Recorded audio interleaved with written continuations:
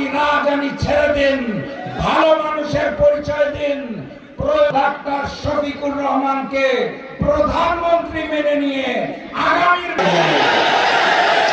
বক্তব্য দীর্ঘায়িত করব না, সেভাবে কাজ করবেন। আমরা শান্তিপূর্ণ বাংলাদেশ চাই, কিন্তু সারা বাংলাদেশ যদি 12 তারিখ ব্যালট বক্স ছিনতাই করতে হয়, কি করবেন? রুখে দিতে হবে। দেখা হবে বিজয়ে। সংগ্রামী ফেনীবাসী, বক্তব্য দেওয়ার জন্য অনুরোধ জানাচ্ছি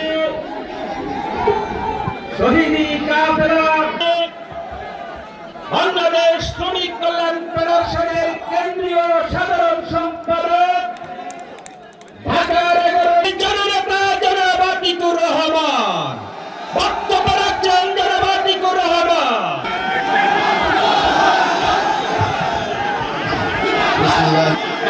বাংলাদেশ জামায়াত ইসলামী ফেনীর উদ্যোগে আয়োজিত